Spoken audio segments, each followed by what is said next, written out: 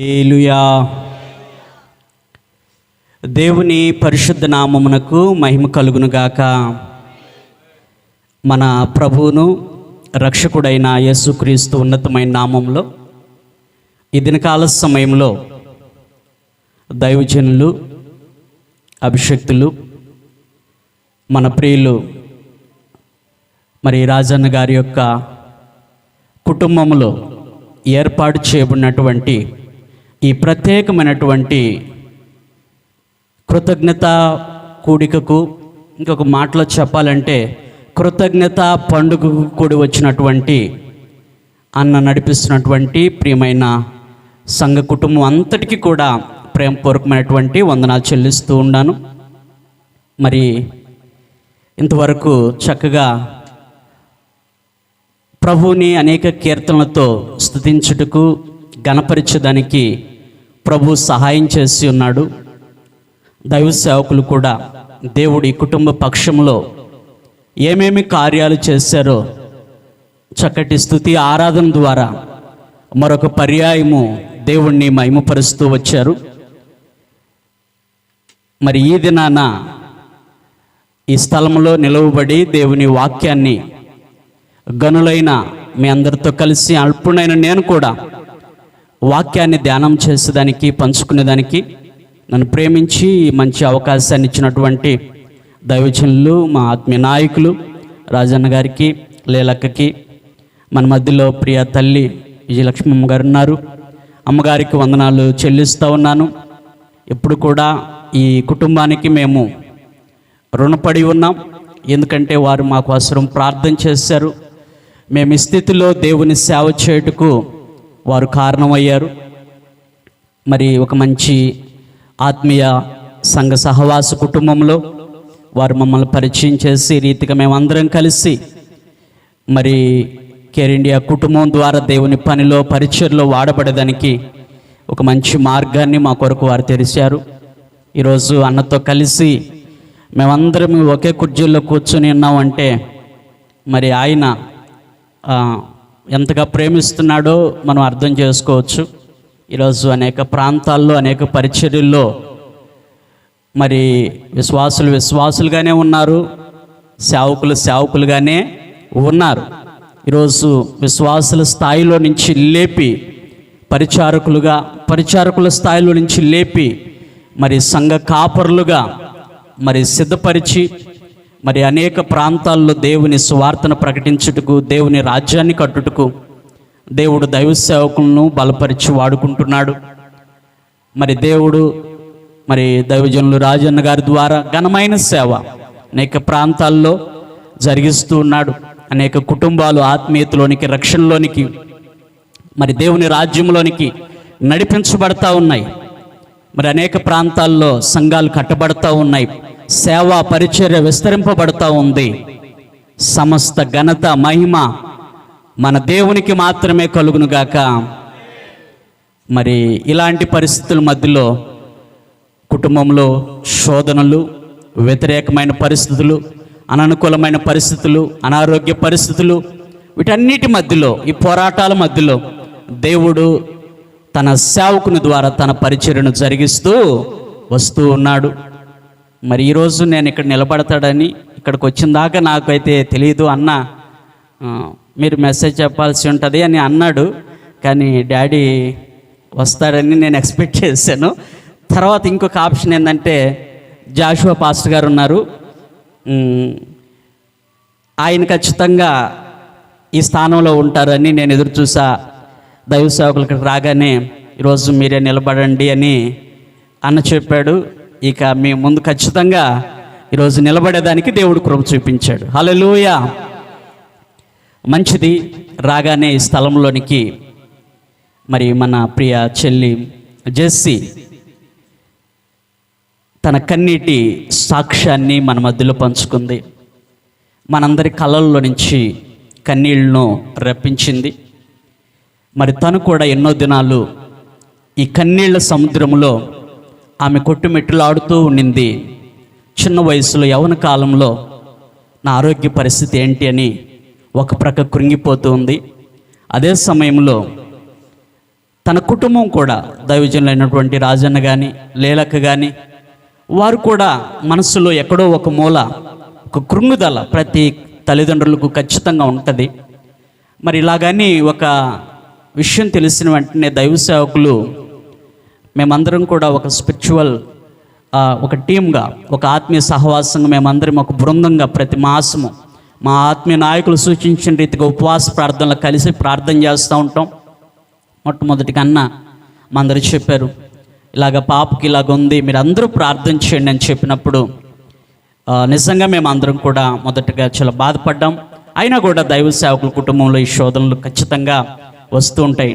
అయితే అన్నలో నేను చూసింది ఏంటంటే ఆయన ఎప్పుడు కూడా అధైర్యపడలేదు, కృంగిపోలేదు. దేవుడు మన పక్షాన ఉన్నాడు. దేవుని నామమునకు మహిమ కలుగును గాక. చాలామంది దాచుకుంటారు వాళ్ళకున్న పరిస్థితులను బట్టి, వారికున్న బలహీనతలను బట్టి. ఒకవేళ చెబితే నలుగురు తెలుస్తుందేమో, నలుగురు దాని గురించి మాట్లాడుకుంటారేమో, నలుగురు ఏమో అనుకుంటారేమని. కానీ అలాగ అన్న దాచుకోలేదు. కానీ జరిగినటువంటి పరిస్థితులను మరి దైవ సేవకులుగా మాతో పంచుకున్నారు. మేమందరం కుటుంబాలుగా ప్రార్థన చేసాం. వ్యక్తిగతంగా మేమందరం ఆత్మీయంగా సహవాసం కలిసినప్పుడు ప్రార్థన చేసాం. అన్నవాళ్ళు సంఘం మీరు కలిసి ప్రార్థన చేశారు. నిజంగా మనం ఆరాధిస్తున్న దేవుడు గొప్పవాడు. హల్లెలూయా. ఇప్పుడు వరకు ప్రభువును స్తుతించాం. ఆయన యెహోవా రాఫా. నేను ఎప్పుడు ఒక మాటను నమ్ముతూ ఉంటాను, ఆయన ఉన్న వాటిని లేని వాటిగా, లేని వాటిని ఉన్న వాటిగా చేయగలిగిన గొప్ప దేవుడు. హల్లెలూయా, హల్లెలూయా. ఈ ఉదయకాల సమయంలో ఒక మ్యాగజైన్లో నేను ఒక సాక్ష్యాన్ని గురించి చదివా. చెన్నై ప్రాంతంలో ఒక సహోదరి ఉంది. ఆమెకు వాళ్ళ తల్లిదండ్రులు వివాహం చేశారు. ఒక ఆర్సీఎం చర్చికి వెళ్ళే ఒక అబ్బాయితో వివాహం చేశారు. ఆమె ఒకప్పుడు మంచిగా మందిరానికి వెళ్ళే ఆమె ఈ యొక్క ఆర్సీఎం సంఘానికి వెళ్ళేటువంటి ఆ యొక్క బ్రదర్తో వివాహం జరిగింది. కొద్ది రోజులు వాళ్ళు హ్యాపీగా ఉన్నారు. అయితే ఆమె తన మనస్సును ఎక్కువగా తన అందం మీద నిలపడం మొదలుపెట్టింది. ప్రతి దినము కూడా బ్యూటీ పార్లర్స్కి వెళ్ళడము, మరి ఫ్రెండ్స్తో కలిసి కొన్ని సంతోషాలకు వెళ్ళడము, ఇట్లాగా తన జీవితంలో తన ఇష్టానుసారంగా తనకి ఇష్టం వచ్చినట్లుగా బ్రతకడానికి ఆమె అలవాటు పడింది.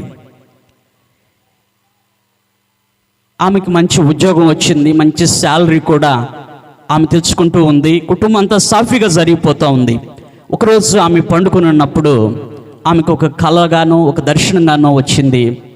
అదేమిటి అంటే, ఇట్లాగ ఒక టేబుల్ ఉంది. ఆ టేబుల్ మీద ఒక గ్రంథం ఉంది. ఆ గ్రంథం దగ్గర ఒక దేవదూత నిలబడి ఉందట. ఆ దేవదూత నిలిచి ఉన్నప్పుడు మరి ఆ గ్రంథం దగ్గరకు ఈమె వచ్చినప్పుడు, నువ్వేమిటి చూస్తున్నావు, అదేమిటి ఆ పుస్తకం అని అడుగుతున్నప్పుడు, అది జీవ గ్రంథము అని ఆ దేవదూత చెప్పినప్పుడు, అందులో నా పేరు ఉందా ఒకసారి చూడు అనిందట. ఇందులో నీ పేరు ఇక్కడ లేదు అని చెప్పినప్పుడు ఆమెకి దుఃఖము కలిగిందట. నా పేరు ఎందుకు లేదు, నేను క్రైస్తవురాలనే కదా, మంచి భక్తి చేస్తున్నాను కదా, మంచి విశ్వాసం ఉంది కదా, చర్చికి వెళుతున్నాను కదా, కానుకలు దశంభాగాలు అన్నీ ఇస్తున్నాను కదా, నా పేరు ఎందుకు లేదు ఒకసారి చూడమని చెప్తున్నప్పుడు, దేవుడు నిన్ను ఎందుకొరకు సృజించాడో ఆయన మహిమ ఘనత కొరకై నీ జీవితాన్ని, నీ శరీరాన్ని నువ్వు ఉపయోగించడం లేదు కాబట్టి ఇందులో నుంచి నీ పేరు తుడిచివేయాలన్నది దేవుని యొక్క ఆలోచన అయినదేమో అని చెప్పి ఆ దేవదూత చెప్తుందట. అప్పుడు ఆమె ఎంతగానో కృంగిపోయింది. కొద్ది రోజులు అలాగనే బాధపడుతూ ఉందట. ఒక 6 నెలలు గడిచేసరికి ఆమెకి ఒక క్యాన్సర్ అటాక్ అయిందట. క్యాన్సర్ అటాక్ అయింది. ఆమె సన్నగా అయిపోయింది. హాస్పిటల్కి వెళ్ళి చూపించుకున్నప్పుడు ఆ క్యాన్సర్ అంతా కూడా బాడీ అంతా స్ప్రెడ్ అవుతూ వచ్చింది. అది గొంతు దగ్గర దాకా వచ్చేసింది. ఆమె హాస్పిటల్కి వెళ్ళి ఆ క్యాన్సర్ హాస్పిటల్లో చూసినప్పుడు, పేషెంట్లు చూసినప్పుడు ఆమె ఒళ్ళంతా కూడా గగురుపాటు అయ్యేదట. ఒక పేషెంట్ని ఆమె చూసినప్పుడు మరి ఈ బుగ్గ క్యాన్సర్ వచ్చిందట. ఈ బుగ్గ క్యాన్సర్ వచ్చినప్పుడు ఇదంతా కూడా పొక్కిపోయేసి ఈ తొట్టి నుంచి ఆ తొట్టికి హోల్ పడిపోయి అదంతా కూడా ఇన్ఫెక్షన్ అయిపోయి భయంకరమైనటువంటి బాధ అనుభవిస్తూ ఉంది. ప్రభువా, నాకైతే ఇలాంటి క్యాన్సర్ రాకూడదు అని చెప్పి ఆమె అప్పుడే తన హృదయంలో ఎంతో విచారణ కలిగి బాధపడుతూ ఉందంట. అలాంటి సమయంలో నాకైతే గొంతు క్యాన్సర్ రాకూడదు, ఇలాంటి నోట్ క్యాన్సర్ రాకూడదు ప్రభువా అని అనుకుంటూ ఉంటుంది. కానీ అప్పటికే పరీక్షించి డాక్టర్లు అందరూ కూడా మరి నీకు ఫుల్గా స్ప్రెడ్ అయిపోయింది, ఇంకా ఎంతో కాలము నువ్వు బ్రతకు అని చెప్పి డాక్టర్లు నిర్ధారణ చేశారు. తన జీవితము ఇంతే అని చెప్పి క్షీణించిపోతున్న సమయంలో కుటుంబం అంతా కూడా చాలా ఆందోళన చెందుతున్నారట. ఆమెకి ఎక్కువ బాడీ అంతా కూడా పాడైపోతూ వచ్చింది, భయంకరమైన స్మెల్ రావడము మొదలుపెట్టింది. తన ఇంట్లో వాళ్ళందరూ కూడా ఆ మాస్కులు అయితే ఆ కర్చీపులు కట్టుకొని ఆమె దగ్గరకు వచ్చి ఆమెకు పరిచర్య చేసేవాళ్ళు అందరూ కూడా కొంచెం బాధతో అలాగ ఉండడాన్ని చూసినప్పుడు ఇక తన జీవితం ముగింపులోకి వచ్చేసిందని చెప్పి ఆమె బాధపడుతూ ఉంటున్న ఆ సమయంలో మరి ఆమె ఒక విశ్వాస గృహంలోనికి నడిపించబడిందట. ఆ విశ్వాస గృహంలో అక్కడున్న దైవ సేవకులైతేమి, అక్కడున్న సేవకులైతేమి, సిస్టర్స్ అయితేమి, వాళ్ళు కూడా ఆమె దగ్గరకు వచ్చి పరిచర్య చేసేటప్పుడు వాళ్ళు కూడా ఆ కర్చీపులు కట్టుకొని ఆ వాసన భరించలేక దూరం నుంచే ఆమెకు పరిచర్య చేసేవాళ్ళట. ఆమె అలాగే కృంగిపోతున్నదట. కొద్ది దినాలకి ఆమె ఒకసారి తన జీవితం గుర్తుకొచ్చింది. గడిచిన దినాల్లో మరి ఆ కళ ద్వారా, దర్శనం ద్వారా దేవుడు హెచ్చరిక చేసినటువంటి ఆ అనుభవాలు గుర్తుకొచ్చినాయి. ఆమె ఆ సమయంలో లేవలేని స్థితిలో ఆమె ఆహారం మానేసింది. మరి కన్నీళ్లు విడుస్తూ ఉపవాసం ఉండి తన జీవితాన్ని దేవునికి సమర్పించింది. ఇదిగో నీ కొరకు నన్ను సజీవ సాక్షిగా నిలబెట్టుకో ప్రభువా, నా బ్రతుకు నా జీవితం ఏమిటో నాకు అర్థమైంది. గడిచిన నా జీవిత కాలం అంతా కూడా, గడిచిన నా యవ్వన కాలం అంతా కూడా ఇదిగో నా సమయాన్ని వ్యర్థంగా ఖర్చు పెట్టాను, నా సమయాన్ని లోకానుసారంగా ఖర్చు పెట్టాను, నా శరీరాన్ని అపవిత్రపరుచుకున్నాను. ఇప్పుడైతే నా జీవితమే కోల్పోబోతున్నాను. మీ కృప తప్ప వేరొకటి లేదు ప్రభువా, నా మీద దయ చూపించు, నా మీద కనికరం చూపించు అని ఆమె దేవుని సన్నిధిలో ఆ విశ్వాస గృహంలో ప్రార్థన చేస్తూ వచ్చిందట. మరి దైవ సేవకులు కూడా రావడానికి వెనుకాడేవాళ్ళు. ఆహారం మానేసింది, నా దేవుడే నన్ను బ్రతికించాలని విశ్వాసంతో అలాగా ప్రార్థన చేస్తూ ఉన్నప్పుడు మరి ఆమె ఇంకా క్షీణదశకి వెళ్ళిపోయిందట. ఇంకా క్షీణించిపోయింది ఆమె ఆరోగ్యం, ఆహారం లేక ఇక లాస్ట్ స్టేజ్ అన్నట్లుగా ఉంది. అప్పుడు దైవ సేవకులకి వాళ్ళందరికీ తెలియపరిచినప్పుడు అందరూ వచ్చి ప్రార్థన చేస్తూ ఉంటున్నప్పుడు, అందరూ వచ్చి ప్రార్థన చేస్తూ ఉన్నప్పుడు ఎక్కడో ఒక మూల కొంచెముగా కొట్టుకున్నటువంటి హార్ట్ బీటింగ్, ఎక్కడో బలహీనమైనటువంటి ఆ శరీరంలో ఒక నూతనమైన బలము ప్రారంభించబడిందట, ఒక నూతనమైన శక్తి ప్రారంభించబడిందట. ఆమె కనిపించింది, ఎక్కడో నరనరాల్లో నుంచి ఒక బలం వస్తుందని శక్తి వచ్చింది. ఒక వెలుగు ఆమెను తాకినప్పుడు ఇదిగో ఆమె హార్ట్ బీటు సాధారణమైన స్థితిలోకి రాగలిగిందట. ఆమె కొద్ది రోజులు ఇదిగో నెమ్మదిగా కొంచెం కోలుకుంటూ ఆరోగ్యము బలపరచబడుతూ ఉంది. అయితే కొద్ది రోజులకి ఆమె శరీరం అంతా నల్లగా మారిపోయినప్పటికీ కూడా కొద్ది దినాలు అలాగే గడుపుతున్నప్పుడు ఆ విశ్వాస గృహంలో విశ్వాసంతో ప్రార్థన చేస్తున్నప్పుడు దేవుడు అద్భుత రీతిగా యథారీతిగా మరలా కోల్పోయిన తన వెంట్రుకలు, ఇదో కోల్పోయినటువంటి తన రంగు, కోల్పోయినటువంటి తన శరీరము మామూలు రీతిగా వచ్చింది. ఇప్పుడు అదే విశ్వాస గృహంలో ఆమె కూడా ఒక పరిచారకులుగా ఉండి గొప్ప సేవ చేస్తూ ఉంది. దేవునికి మహిమ కలుగునుగాక, దేవునికి స్తోత్రం కలుగునుగాక. ఇది కథ కాదు, ఇది జరిగినటువంటి ఒక యథార్థ సంఘటన. కెల్లిస్లో ఒక విశ్వాస గృహంలో జరిగినటువంటి ఒక యథార్థ సంఘటన మనం నమ్ముచూ ఉండాలి. మన దేవుడు యెహోవా రాఫా. హల్లెలూయా. చాలామంది ఏమనుకుంటారంటే జలుబు వస్తే ప్రార్థన చేస్తే తగ్గిపోద్ది, జ్వరం వస్తే ప్రార్థన చేస్తే తగ్గిపోద్ది, కాలు నొప్పి వస్తే ప్రార్థన చేస్తే తగ్గిపోద్ది, క్యాన్సర్ నయమవుతుందా, టీబీ నయమవుతుందా, ఇంకా భయంకరమైనటువంటి కిడ్నీ సమస్యలు నయమైపోతాయా, భయంకరమైనటువంటి హెచ్ఐవి ఇదిగో సమస్యలు నయమైపోతాయా? నువ్వు నమ్మితే నా దేవునికి సాధ్యమైనది ఏది కూడా లేదు. సమస్త ఘనత దేవునికి మహిమ కలుగునుగాక. నేను ఇట్లాగా చాలా సాక్ష్యాలు మీ మధ్యలో చెప్పగలను. మా పరిచయంలోనే, మా బంధువుల్లోనే చాలామందికి చెప్పారు. నెల్లూరు నారాయణ హాస్పిటల్లో ఇక ఇతను బ్రతకడు, ఆపరేషన్ చేసినా చచ్చిపోతాడు, చేయకపోయినా చచ్చిపోతాడు అని చెప్పారు. మరి గూడూరులో వాళ్ళు ఉంటున్నారు. మరి ఆయన కూడా దైవ సేవ చేస్తున్నాడు, మా కజిన్ బ్రదరు. అయితే హాస్పిటల్కి తీసుకొచ్చినప్పుడు ఒక 3 రోజులు పెట్టుకొని ఇక బ్రతకడని చెప్పారు. అయితే ఇక ఎందుకులే అని చెప్పి నేను ఆ బ్రదర్ ఇద్దరం కలిసి హైవేలో ఉండబడుతున్నటువంటి సాక్షి ఎదురుగా ఒక ప్రేయర్ టవర్ ఉంది, అక్కడికి వెళ్ళి మేము ఒక అరగంట సేపు కన్నీళ్ళు విడిచి ప్రార్థన చేసాం.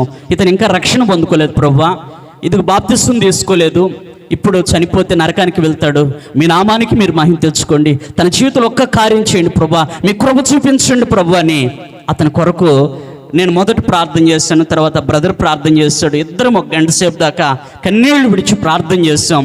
తర్వాత అక్కడి నుంచి రాయవేలుకు తీసుకెళ్లారు. రాయవేలు హాస్పిటల్లోకి తీసుకువెళ్ళగానే ఒక 4-5 రోజులు అక్కడ ఉన్నారు. డాక్టర్స్ కూడా ప్రారంభంలో అదే చెప్పారు, ఇతనికి ఆపరేషన్ చేస్తే చనిపోతారు, కానీ కొద్ది రోజులు మెడిసిన్ ఇచ్చి చూద్దామని చెప్పి వాళ్ళు ప్రయత్నం చేసినప్పుడు ఒక వారం రోజుల్లోనే ఆ మెడిసిన్కి అతను రికవర్ అయిపోయాడు. దేవునికి స్తోత్రం కలుగును గాక. అలాగా ఒక 2-3 నెలల్లో అలాగ 15 రోజులకి అలాగ వెళ్ళి చూస్తూ వస్తున్నప్పుడు ఆయన కాలు చేయి పడిపోయింది, నోరు పడిపోయింది, అన్కాన్షియస్లోకి వెళ్ళిపోయిన అతను ఇప్పుడు మాట్లాడుతున్నాడు, ఇప్పుడు నడుస్తున్నాడు, ఇప్పుడు తన పని చేసుకుంటున్నాడు. గడిచిన జనవరి నెలలో మరి బాప్తిస్మం కూడా తీసుకున్నాడు. దేవునికి మహిమ కలుగును గాక, దేవునికి స్తోత్రం కలుగును గాక. మనం ఆరాధిస్తున్న దేవుడు యెహోవా రాఫా, ఉన్న వాటిని లేని వాటిగా, లేని వాటిని ఉన్న వాటిగా చేయగలిగిన గొప్ప దేవుడు. హల్లెలూయా.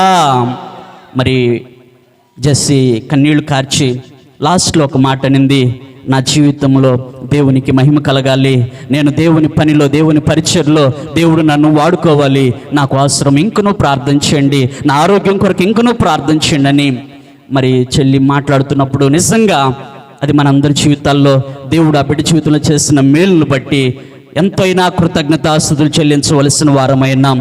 దేవునికి మహిమ కలుగునుగాక, దేవునికి స్తోత్రం కలుగునుగాక. ఈ 2 సాక్ష్యాలు నేను ఎందుకు చెప్పానంటే మీ విశ్వాసంలో మీరు బలపరుచుతారని. ఈరోజు మన చేసే జీవితంలో కూడా దేవుడు చేసిన మేలులు మనందరి జీవితాల్లో ఆయన చేయుటకు సమర్థుడు. ఆయన నిన్న నేడు నిరంతరము ఏకరీతిగా ఉన్నాడు. హల్లెలూయా.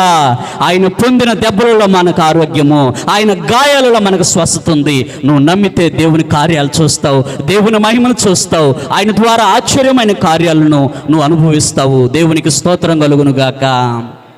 ఇది యెహోవా ఏర్పాటు చేసిన దినము, దీని యందు మనము ఉత్సహించి సంతోషించుదుముగాక. హల్లెలూయా. ప్రారంభంలో జెస్సీ ఇంకేం ఉత్సాహం, ఏం సంతోషం నమ్ముచున్నాను. దేవుడు ఆ బిడ్డ జీవితంలో అవి కలిగించిన ఆనంద బాష్పాలు. దేవునికి మహిమ కలుగునుగాక. మన దేవుడు ఎంత గొప్పవాడండి.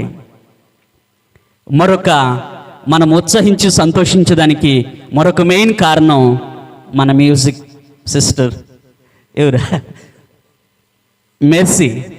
దేవుడు మెర్సీని ప్రేమించి సంవత్సరం అనే దయాకిరీటమును ధరింపజేసి మరో సంవత్సరంలో ఆ బిడ్డను ప్రవేశించాడు. మరి ఒక్క దినం గడవడం చాలా మంది జీవితాల్లో చాలా, అలాంటిది ఒక వారం కాదు, దేవుడు తన కృప మరి తన ప్రయాణాల్లో చూపించి ఆ బిడ్డని కాపాడి ఆ కిరీటమును ఆ బిడ్డ ఈ రీతిగా కుటుంబంగా సంఘానికి గట్టి కృతజ్ఞతలు అర్పించి ఈ స్థలములో మనమందరం కూడుకున్నాం. కలుగునుగాక. దేవునికి స్తోత్రం కలుగునుగాక. మనము ఎందుకు ఈ కృతజ్ఞత గట్టి కృతజ్ఞతాస్తుతులు చెల్లించాలి, కృతజ్ఞత చెల్లించాలో ధ్యానం చేసుకుని మన సమయాన్ని ముగించుకునే ప్రయత్నం చేద్దాం. 136వ కీర్తన మొదటి 6 వచనాలు మనం చదువుదాము. 136వ కీర్తన మొదటి 6 వచనాలు మనం చదువుదాం. యెహోవా దయాళుడు, ఆయనకు కృతజ్ఞతాస్తుతులు చెల్లించుడి, ఆయన కృప నిరంతరముండును.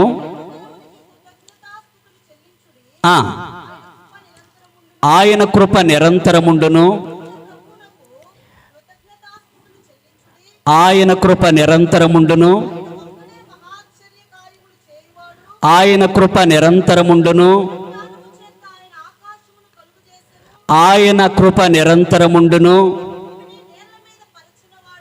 ఆయన కృప నిరంతరముండును. ఇలాగ చదువుకుంటా పోతా ఉంటే మరి అక్కడ 26 వచనాలు ఉన్నాయి. మనము చెప్పాల్సిన ప్రతి మాట ఆయన కృప నిరంతరముండును. అందుకనే మనము కృతజ్ఞతాస్తుతులు మన దేవునికి చెల్లించవలసిన వారమైనాం. హల్లెలూయా. మరి మెర్సీ జీవితం గడిచిన వారాలు అన్నిట్లో దేవుడు మరొక సంవత్సరమును దయగా కిరీటముగా ఆయుష్కాలముగా బిడ్డకిచ్చాడు. కాబట్టి కృతజ్ఞతాస్తుతులు మనం చెల్లించాలి.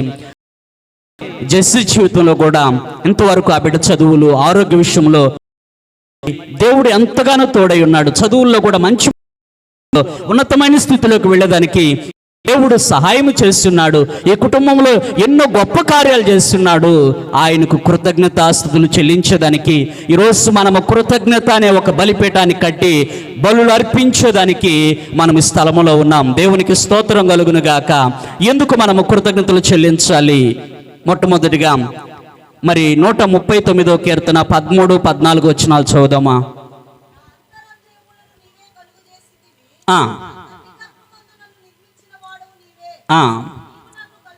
నీవు నన్ను కలుగు చేసిన విధము చూడగా భయమును ఆశ్చర్యమును నాకు కలుగుచు ఉన్నది. చాలమ్మా.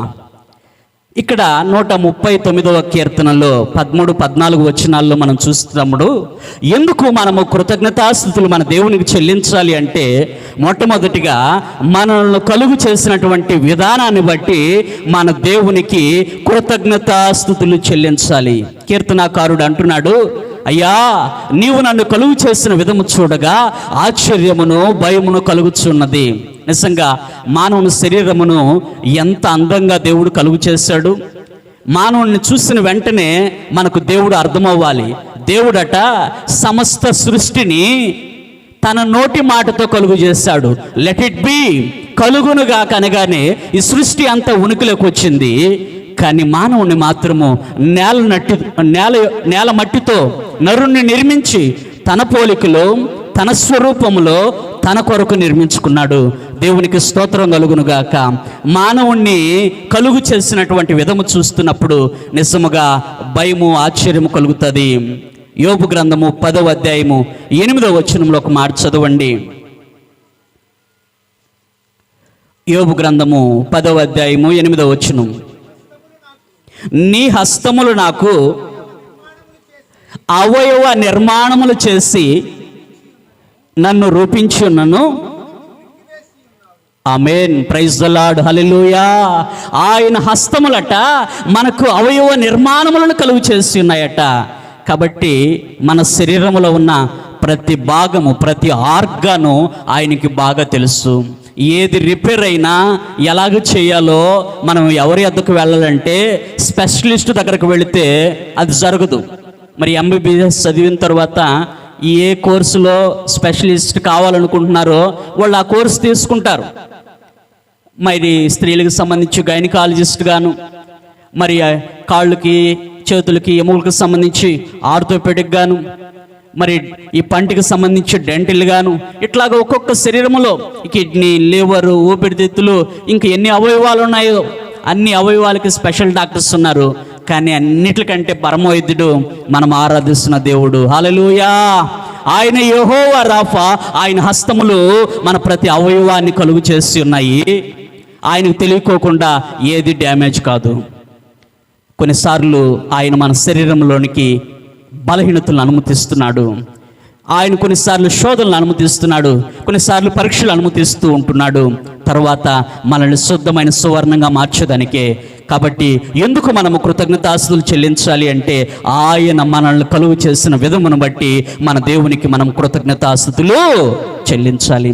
ఇదిగో నిజంగా చక్కటి బిడలను దైవ సేవకులను ప్రేమించి ఇచ్చాడు. వారిని కలుగు చేసిన విధము చూసినప్పుడు నిజంగా వారిని బట్టి దేవునికి మనము కృతజ్ఞతలు చెల్లించాలి. వారి పుట్టినప్పటి నుంచి ఇంతవరకు వారి జీవితాల్లో దేవుడు చేసిన ప్రతి మేలును బట్టి మనము కృతజ్ఞతలు చెల్లించాలి.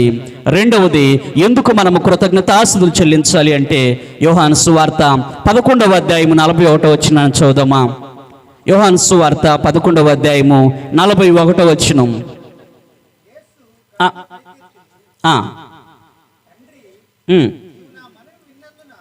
నీవు నా మనవి విన్నందున నీకు కృతజ్ఞతాస్తుతులు చెల్లించుచూ ఉన్నాను. దేవుని నామమునకు స్తోత్రం కలుగునుగాక. రెండవది, ఎందుకు ఈ దినాన మనము కృతజ్ఞత బలులు అర్పించాలి అంటే, ఇదిగో మనము మొర పెట్టినప్పుడు ఆయన మొర విన్నాడు కాబట్టి మనం ఆయనకు కృతజ్ఞతాస్తుతులు చెల్లించాలి. ఆయన ఎవరయ్య అంటే మన మొర వినే దేవుడై ఉన్నాడు. మరి తల్లిగారు విజయమ్మ గారు కూడా మరి ఎన్నోసార్లు బలహీనపడినప్పుడు దైవజనులు రాజన్న గారు మరి సేవకులుగా మా అందరూ చెప్పేవాడు, అమ్మ ఆరోగ్యం కోసం ప్రార్థన చేయండి అని. మరి లీలకి బాగలేనప్పుడు కూడా మీరందరూ అక్కకు ఆరోగ్యం కోసం ప్రార్థన చేయండి అని చెప్పేవాళ్ళు. ఇలాగ నా దైవ సేవకులుగా మేము ఒకరికొకరు చెప్పి ప్రార్థన చేసేవాళ్ళం. సంఘంగా మీరు కూడా ప్రార్థన చేశాడు.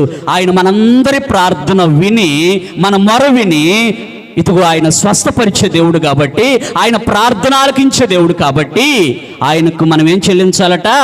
కృతజ్ఞతాస్తుతులు చెల్లించాలి.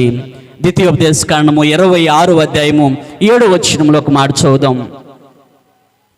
ద్వితీయోపదేశకాండము 26వ అధ్యాయము 7వ వచనం.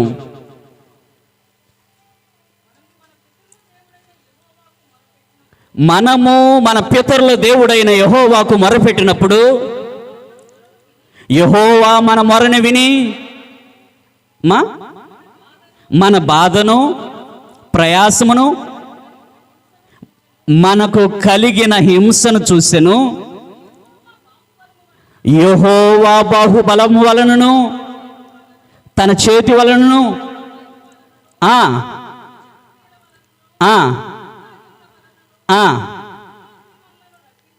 ఐగుప్తులో నుండి మనల్ని రప్పించి, దేవుని నామమునకు స్తోత్రం కలుగును గాక.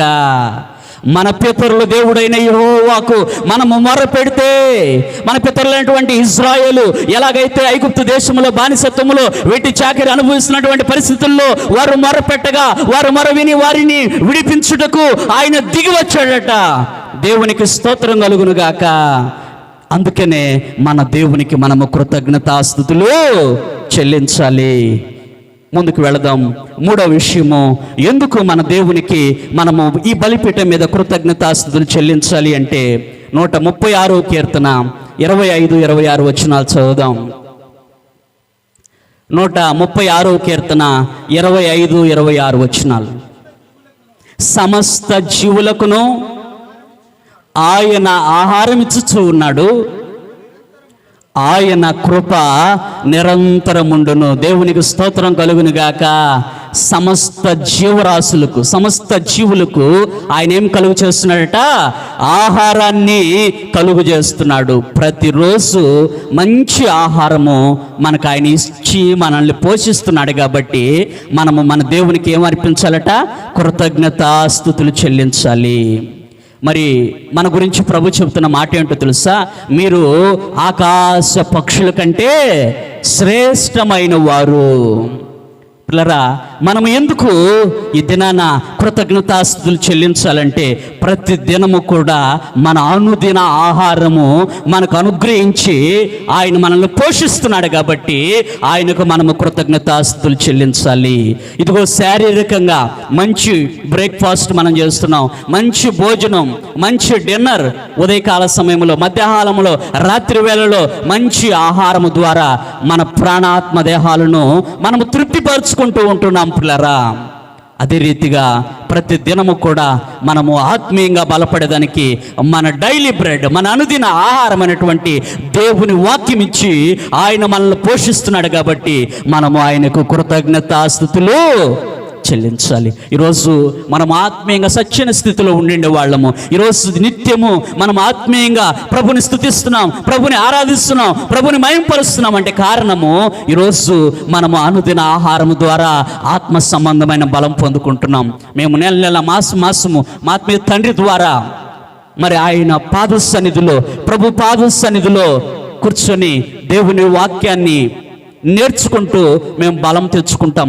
ఒక్కొక్క సేవకులు వాక్యాన్ని ప్రకటిస్తున్నప్పుడు అవి విని వాడి ద్వారా బలం తెచ్చుకుంటాం.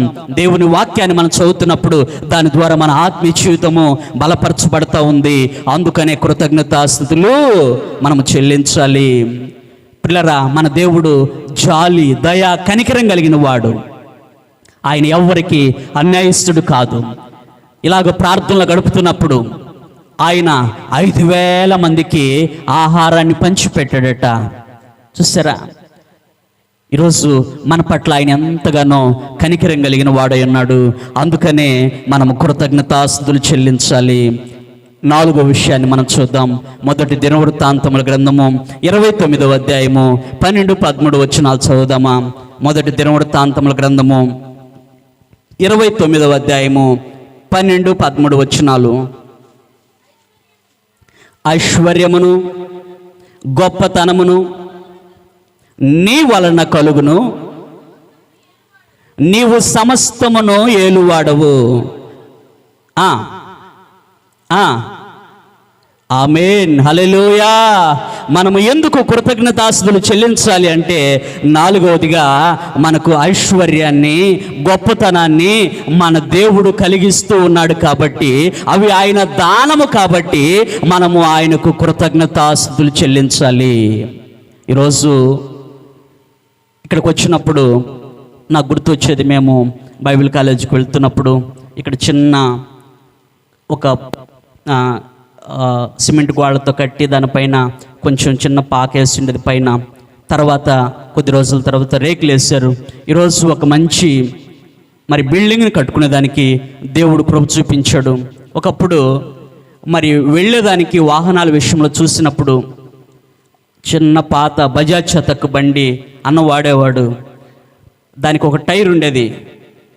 నేను ప్రకాష్ ఆ టైర్ ఒక సైకిల్ వేసుకొని ఆ టైర్ని పట్టుకొని మేము పరిచర్యకు వెళ్ళేవాళ్ళం. కొత్తపాలు నుంచి కోడూరుకి, కోడూరు నుంచి ఇంకెక్కడ ప్రార్థన జరిగిన మధ్యలో మేము ఒక సైకిల్ వేసుకునే వాళ్ళమి.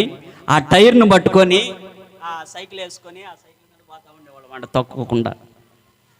అవన్నీ గుర్తుకొస్తూ ఉంటే నాకు ఆశ్చర్యం కలిగిస్తూ ఉంటుంది. అలాంటి స్థితిలో నుంచి ఈరోజు కారుల్లో ప్రయాణం చేయగలిగిన ఉన్నతమైన స్థితికి మన దేవుడు తీసుకెళ్ళాడు. దేవునికి స్తోత్రం కలుగునుగాక, దేవునికి మహిమ కలుగునుగాక. ఐశ్వర్యాన్ని, గొప్పతనాన్ని ఈరోజు ఉన్నతమైన స్థితిలో గనులైన వారి మధ్యలో దేవుడు అన్నని వాడుకుంటూ ఉంటున్నాడు. అధికారులు మరి ఆయన ఎదుట నిలబడుతున్నప్పుడు ఈ గొప్పతనం ఎక్కడి నుంచి వచ్చింది, ఈ గౌరవం ఎక్కడి నుంచి వచ్చింది అంటే ఈరోజు చాలా చిన్నవారు, ఎన్నికలేని మా ఎదుట కూడా కొంతమంది అధికారులు నిలబడుతున్నప్పుడు నిజంగా ఎంతో కన్నీళ్లు విడచాల్సినటువంటి పరిస్థితులు. ఎందుకంటే ఈ ఘనత, ఈ గొప్పతనము ఇది దేవుని వలన కలిగింది. హల్లెలూయా, హల్లెలూయా. అందుకనే మనకు ఐశ్వర్యాన్ని, గొప్ప ఇదిగో ఇచ్చి మనల్ని సంతోషపెట్టినటువంటి మన దేవునికి మనం ఏం చెల్లించాలట? కృతజ్ఞతాస్తుతులు చెల్లించాలి. హల్లెలూయా. 2వ సమూయేలు 7:18 చదవండి ఒక మాట. 2వ సమూయేలు గ్రంథము 7వ అధ్యాయము 18వ వచనంలో దావీదు రాజు లోపల ప్రవేశించి యెహోవా సన్నిధిని కూర్చుండి ఇలాగున మనవి చేయును, నా ప్రభువా యెహోవా, ఇంతగా నీవు నన్ను హెచ్చించుటకు నేనెంతటి వాడను, నా కుటుంబము ఏ పాటిది.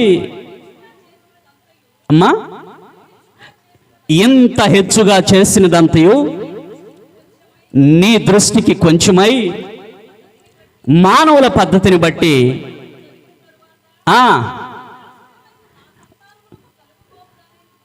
నీ దాసుడినైన నా సంతానానికి కలుగుబో దాన్ని గురించి ఆమేన్. దేవునికి మహిమ కలుగునుగాక. ఇంతగా హెచ్చించుటకు నేను ఏపాటి వాడని, నా కుటుంబం ఏపాటిదయ్యా అని చెప్పి దావీదు దేవుడిచ్చినటువంటి గొప్పతనాన్ని బట్టి, దేవుడిచ్చినటువంటి ఘనతను బట్టి, దేవుడిచ్చినటువంటి ఐశ్వర్యాన్ని బట్టి దేవునికి కృతజ్ఞతాస్తుతులు చెల్లిస్తూ ఉన్నాడు. ఈరోజు మనం ఈ స్థితిలో ఉన్నామంటే కారణము దేవుని మహాకృప ఉన్నది. ఇదిగో ఈరోజు మారుమూల ప్రాంతంలో ఉండబోతున్నటువంటి మనమందరం కూడా మంచి వస్త్రాలు ధరించుకొని ఈరోజు ఉన్నతంగా చక్కగా ప్రతి ఒక్కరు పాటలు పాడగలుగుతున్నారు, బైబిల్ చదవగలుగుతున్నారు. ఇదిగో దేవుని మందిరంలోకి వచ్చి సర్వసత్యాన్ని తెలుసుకొని దేవుణ్ణి మహిమపరుస్తున్నారంటే దేవుడు మనకిచ్చినటువంటి కృప కదా, దేవుడు మనకిచ్చినటువంటి ఘనత కదా, దేవుడు మనకిచ్చినటువంటి గొప్పతనం కదా. మనకు బిల్డింగ్సే ఉండాల్సిన అవసరం లేదు, కారులే ఉండాల్సిన అవసరం లేదు.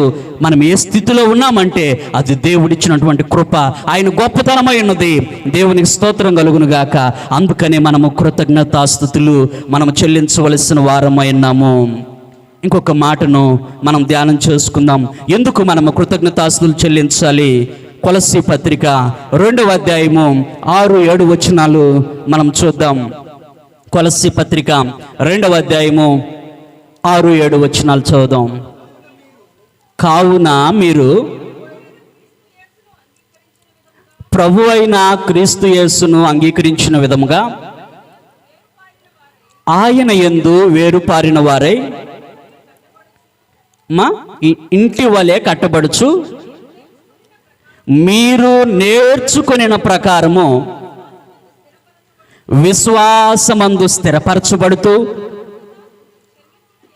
కృతజ్ఞతాస్తుతులు చెల్లించుట యందు విస్తరించుచు ఆయన యందుండి నడుచుకొనుడి. అపోస్తలుడైన పౌలు గారు కొలస్సీ సంఘానికి తెలియజేస్తున్న ఈ మాటను మనం చూసినప్పుడు ఎందుకు మనము కృతజ్ఞతాస్తుతులు చెల్లించాలి అంటే పిల్లరా, దేవుని వాక్యంలో రాయబడతా ఉంది, మన ఆత్మీయ స్థితిని బట్టి మనము కృతజ్ఞతాస్తుతులు చెల్లించాలి. దేవుని వాక్యాన్ని మనం వింటూ దినదినము విశ్వాసములో ఎదుగుతూ వాక్యములో వేరుపారి స్థిరపడుటకు ప్రభు మనకిచ్చినటువంటి గొప్ప కృప. మరి దైవజనులైనటువంటి రాజన్నను చూసినప్పుడు మేము ఎంతగానో గర్వపడతాం. మరి దైవ సేవకులు నాన్శేఖరన్ కానీ వాళ్ళు ఏం చెప్తారంటే, అయ్యా మీ పాస్టర్ ఒక బైబిల్ డిక్షనరీ అయ్యా. ప్రైజ్ ది లార్డ్, హల్లెలూయా. మరి మేము కూడా వచ్చేటప్పుడు జాషు అన్న మేమిద్దరమే మాట్లాడుకుంటూ వస్తున్నాం. దేవుడు ఒక్కొక్కరికి ఒక్కొక్క కృపిస్తాడు. మరి దైవ సేవకులకి దేవుని వాక్యాన్ని విరివిగా మరి విరిచి వడ్డించడానికి ఆయన చక్కటి కృపనిచ్చాడు. దేవుని వాక్యాన్ని చాలా లోతుగా మరి వాక్యాన్ని ఉన్నది ఉన్నట్లుగా సంఘానికి ప్రకటించి సంఘాన్ని బలపరచుటకు అన్న మంచి వాక్యాన్ని ఉపదేశిస్తున్నాడు. అది కుటుంబానికి, అది సంఘానికి, ఇదిగో అనేక మంది సేవకులకని నేను నమ్ముతూ ఉంటున్నాను. ఈరోజు మనం ఈ స్థితిలో ఉన్నాము అంటే మనము దేవుని యొక్క వాక్యంలో ఆత్మీయ జీవితంలో మనము స్థిరపడుతూ ఉన్నాం కాబట్టి మనము కృతజ్ఞతాస్తుతులు చెల్లించవలసిన వారమై ఉన్నాం. దేవునికి మహిమ కలుగునుగాక. రోమా పత్రిక 1వ అధ్యాయం 8వ వచనంలో మరొక మాట చదువుదామా. మీ విశ్వాసము సర్వలోకములో ప్రచురం చేయుచున్న దాన్ని బట్టి మొదట మీ అందరి నిమిత్తము ఆ దేవునికి కృతజ్ఞతాస్తుతులు చెల్లించున్నాము. మీ విశ్వాసం ఏమవుతుందట? సర్వలోకములో ప్రచురించబడతా ఉంది. ఈరోజు మోహన్ ఎవరు? ఈరోజు ప్రకాష్ ఎవరు? ఈరోజు సతీష్ ఎవరు? ఈరోజు మనోజ్ ఎవరు? ఇదిగో ఈ వాక్యంలో ఏ విశ్వాసాన్ని అయితే పొందుకున్నామో ఆ విశ్వాసంలో మేము వెళ్ళిన ప్రాంతాలకల్లా కూడా ప్రకటించబడతా ఉంది. అంటే మన ఆత్మీయ జీవితంలో మనము వేరుపారి స్థిరులుగా అవుతున్నాం కాబట్టి మనము కృతజ్ఞతాస్తుతులు చెల్లించాలి. ఎఫెసీ పత్రిక 1:15 కూడా చదువుదాం ఒక మాటని. ఈ హేతువు చేత మీ విశ్వాసాన్ని గూర్చి పరిశుద్ధులందరి ఎడల మీరు చూపుతున్న విశ్వాసాన్ని గూర్చి నేను వినినప్పటి నుండి మీ విషయమై మానక దేవునికి కృతజ్ఞతాస్తుతులు చెల్లించున్నాను. దేవునికి మహిమ కలుగును గాక. పౌలు గారు ఎఫెసు సంఘాన్ని, ఆ సంఘంలో ఉండబడుతున్నటువంటి విశ్వాసులు ఏ రీతిగా వారి విశ్వాసాన్ని ప్రచురపరుస్తున్నారో, పరిచర్య చేస్తున్నారో, దేవుని నామాన్ని గణపరుస్తున్నారో చూసినప్పుడు కృతజ్ఞతాస్తుతులు చెల్లించుకోకుండా నేను మానకుండా ఉన్నాను అని పౌలు గారు దేవుణ్ణి మహిమపరుస్తున్నాడు.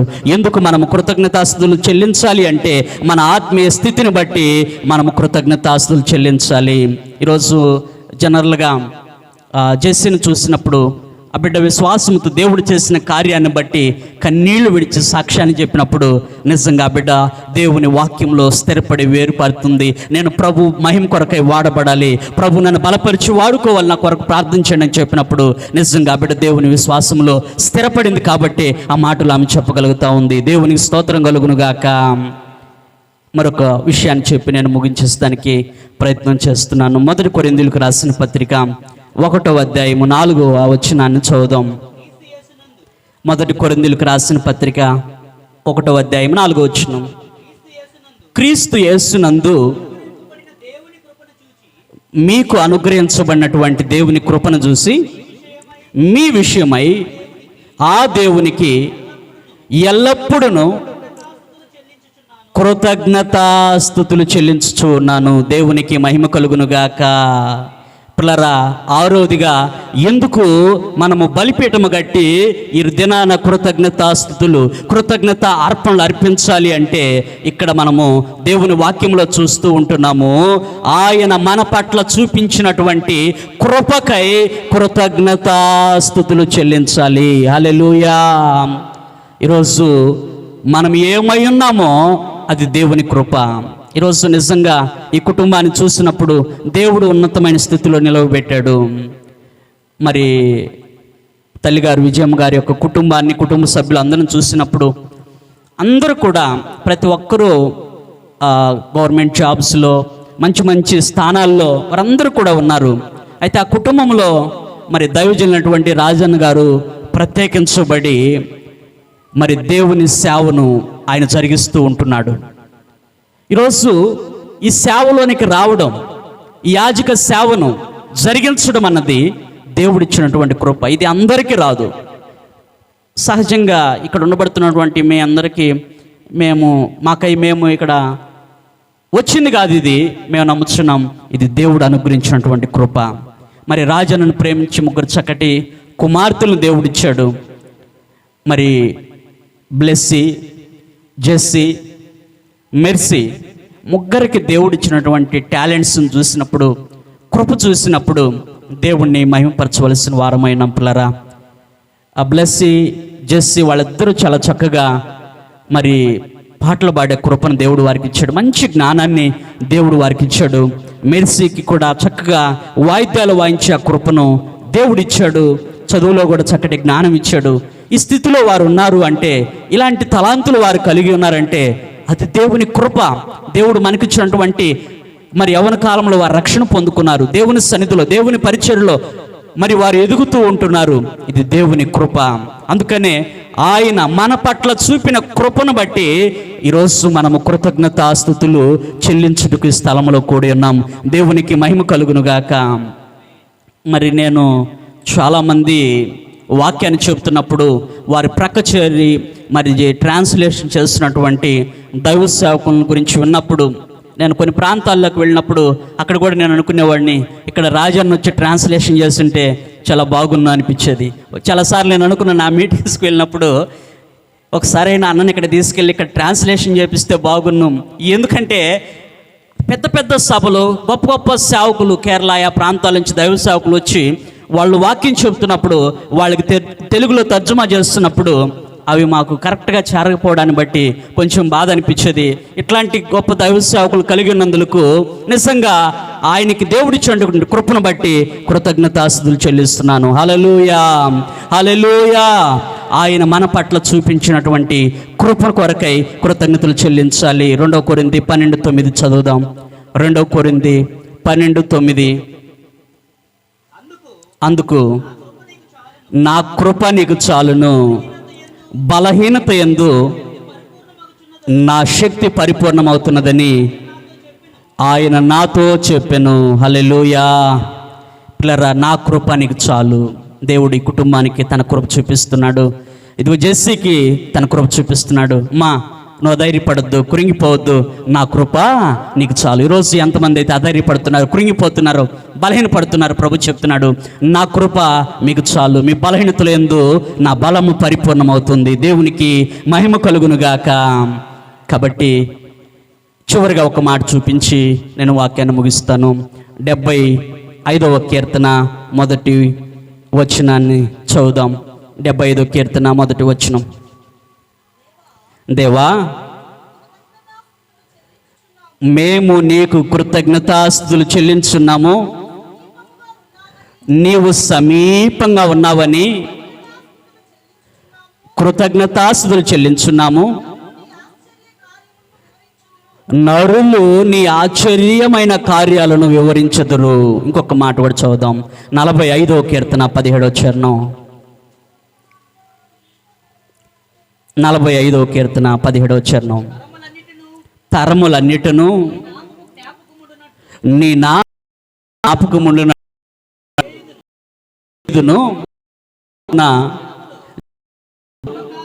సర్వ నీకు కృతజ్ఞత. దేవు నామమునకు మహిమ కలుగునుగాక. కృతజ్ఞత బలిపెట్టి మనమందరము కృతజ్ఞతాస్తుతులు ఇదిగో కుటుంబముగా, సంఘముగా, ఒక సమాజముగా కూడుకుని అర్పించాలి. అంటే ఆయన మన కొరకు చేసినటువంటి సర్వ కార్యముల కొరకై మనము కృతజ్ఞతాస్తుతులు చెల్లించుటకు ఈ స్థలంలో కూడి ఉన్నాము. మరి ఇంతవరకు ఎందుకు కృతజ్ఞతాస్తుతులు చెల్లించాలో అనేక కారణాలు చూసాము. మరి మెర్సీ గురించి చెప్పాలంటే ఇంకొక వర్తమానం చెప్పాలి. ప్రైజ్ ది లార్డ్, హల్లెలూయా. దేవుని నామానికి మహిమ కలుగునుగాక. దేవుని నామానికి స్తోత్రం కలుగునుగాక. ఇది మనందరికీ సరిపోయినటువంటి మాటలని నేను నమ్ముచున్నాను. మనమందరము కూడా ఇలాగ సంవత్సరానికి ఒకసారో ఇలాగను ప్రత్యేకమైనటువంటి కోటాలు పెట్టించుకోనో కాదు, కానీ అనుదినము మన అనుదిన ఆధ్యాత్మిక జీవితంలో ప్రతిదినము భక్తుడైనటువంటి యోబు ఎలాగైతే అరుణోదయమును లేచి ఇదిగో తన కుటుంబం నిమిత్తమై దహన బలులు అర్పిస్తూ వచ్చాడో, అలాగూ మనము కూడా ప్రతిదినము మన జీవితంలో దేవుడు ఏం చేశాడో వాటిని బట్టి మనము దేవునికి కృతజ్ఞతాస్తుతులు చెల్లించవలసిన వారమై ఉన్నాం. దేవుడు ఇదిగో మెర్సీని ప్రేమించి సంవత్సరం అనే దయాకిరీటమును ధరింపజేసి మరొక నూతన సంవత్సరములో ప్రవేశించడానికి దేవుడు ఆమె కృప చూపించాడు. కీర్తనకారుడు అంటాడు, దేవా, నా దినములను లెక్కించుటకు నీవు నాకు జ్ఞాన హృదయం కలుగు చేయి అంటాడు. ఈరోజు సంవత్సరం వెంబడి సంవత్సరము గడిచిపోతూ ఉంటుండగా మనము దేవుణ్ణి అడగాలి, నా దినములను లెక్కించుటకు నాకు జ్ఞాన హృదయం కలుగు చేయి. మన దినాలు గడుస్తున్నప్పుడు మన సమయమును ఆశీర్వాదకరంగా మార్చు ప్రభువా, దీవెనకరంగా మార్చు ప్రభువా. నా యవ్వన కాల జీవితాన్ని అనేకులకు మాదిరికరంగా, తిమోతికి చెప్పినట్లుగా అన్ని విషయాల్లో నేను మాదిరికరంగా ఉన్నట్లుగా నాకు నీ కృప దయచేయి ప్రభువా అని మరి మెర్సీ కూడా తన జీవితాన్ని ప్రభువుకు సమర్పించి నిత్యము దేవునికి కృతజ్ఞతాస్తుతులు చెల్లిస్తూ యవన కాలంలో యవనస్తులకు ఒక మాదిరికరంగా, విశ్వాసులకు ఒక మాదిరికరంగా ఆ బిడ్డ ఎదుగునట్లుగా మనమందరం ప్రార్థించేద్దాం. జ్ఞానమందును, వయస్సు మనుషుల దయందును, దేవుని దయందును బాలుడైన సమూయేలు ఎదిగి వర్ధిల్లుతున్నట్టుగా మరి మన ప్రభు అయిన యేసుక్రీస్తు ఈ భూమి మీద ఉన్న దినాలలో ఎలాగైతే ఎదిగి వర్ధిల్లి ఉన్నాడో అలాగే ఈ దినాన మెర్సీ వర్ధిల్లినట్లుగా మనమందరము కూడా ఆ బిడ్డ కొరకు ప్రార్థన చేద్దాం. ఇటు వాక్యాన్ని దేవుడు మన వెనుకలో దీవించునుగాక. ఈ మంచి అవకాశాన్ని ఇచ్చినటువంటి దైవ సేవకులకి, ఓపికతో విన్నటువంటి మీ అందరికీ వందనాలు తెలియజేస్తూ ఈ సమయాన్ని తిరిగి దైవ సేవకులకు అప్పగిస్తున్నాను. చక్కటి వర్తమానం అందించినటువంటి దైవజనులు మోహన్కి వందనాలు తెలియజేస్తున్నాను. ప్రార్థన చేసుకుందాం. ఈ దిన వాక్య పరిచర్యను చక్కగా జరిగించినటువంటి దేవునికి కృతజ్ఞతాస్తుతులు చెల్లిస్తూ మన మధ్యలో దైవజనులు మన్నా పాస్టర్ గారు ఉన్నారు. ప్రార్థనలు నడిపించవలసిందిగా మనం చేస్తున్నాం. స్తోత్రం నాయనా, స్తోత్రం తండ్రి. పరిశుద్ధుడా, మీ ఘనమైన నామానికి వేలాది స్తుతులు, వందనాలు స్వామి. నాయన, ఎక్కడిద్దరు ముగ్గురు కూడి నా నామం స్తుతిస్తారో వారి మధ్య ఉంటామని వాగ్దానం చేసిన దేవా మీకు స్తోత్రం. ఇంతవరకు నాయన క్రమంగా మర్యాదను జరిగించినందుకు వందనాలు చెల్లిస్తున్నాం. కరెంటుని, వాతావరణం అన్నింటినీ అనుకూలపరిచ రావాల్సిన అందరిని కూడా సకలమైన సమయాన్ని నడిపించారు నాయన, మీకు వందనాలు చెల్లిస్తున్నాం. స్తుతి ఆరాధనతో గణపరిచినందుకు వందనాలు చెల్లిస్తున్నాం. అదేవిధంగా ఈ సమయంలో దైవదాసు ద్వారా మీరు మాట్లాడిన ప్రతి మాటను బట్టి మీకు కృతజ్ఞతాస్తుతులు చెల్లిస్తూ, ఆ మాట ద్వారా మేము కూడా తండ్రి మేలు పొంది ఉన్నాము. మేము కూడా జీవితాంతం మీకు నాన్న తండ్రి కృతజ్ఞతాస్తుతులు చెల్లించి మేము ఆరాధించి గణపరిచే భాగ్యం మాకందరూ కూడా దయచేయమని ప్రార్థిస్తూ, మరి ముఖ్యంగా దైవదాసు నాయన రాజాను కూడా దీవించండి.